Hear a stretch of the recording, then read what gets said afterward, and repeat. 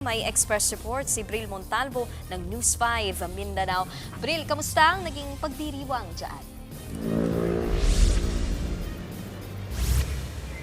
Nikki, mismong si Vice President Sara Duterte ang nanguna sa pagdiriwang ng 128 araw ng kalayaan dito sa Rizal Park sa Davao City. Nag-alay ng bulaklak ang pangalawang Pangulo sa ribulto ng ating pambansang bayani na si Dr. Jose Rizal.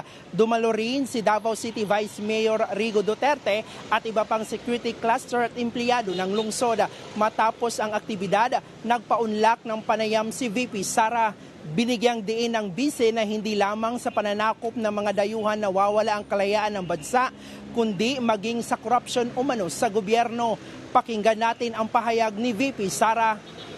Yung mga matataas na opisyal ng ating pamahalaan, kasama na ang Pangulo, ay malasindikato sa pagnanakaw ng pera ng bayan. Sinabi ko nga kanina, di ba? Every peso that is stolen is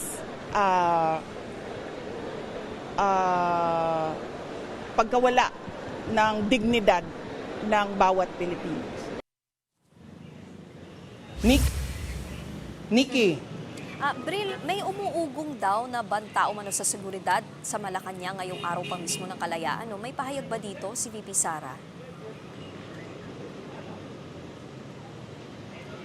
Nikki, wala raw impormasyon si VP Sara tungkol dyan.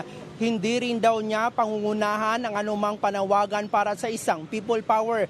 Dagdag pa ng bise, hindi umano niya kagustuhang agawin ang posisyon ni Pangulong Bongbong Marcos. Narito ang pahayag ni VP Sara. Hindi ko din gusto yon. Hindi ko gusto agawin yung posisyon ni Bongbong Marcos. Gusto ko makita ng taong bayan hanggang sa dulo kung gaano walang hiya si BBM. Nikki, nandito tayo ngayon sa labas ng Ateneo de Davao Senior High School Campus kung saan dito sa loob ng eskwelahan pansamantalang nakaburol ang mga labi ng Ateneo student athlete na si Rene Baterbonia. Ayon kay VP Sara, ikinalulungkot umano niya ang trahedyang nangyari sa basketballista. Kasi kaisa raw umano niya ang pamilya ng biktima sa panawagan ng hustisya para sa kanya. Nikki. Yan ang express report ni Bril Montalvo live mula sa Davao City. Mga kapatid, Nikki de Guzman po. Para sa pasada ng mga rumaratsyadang balita, mag-follow at mag-subscribe na sa social media pages ng News 5.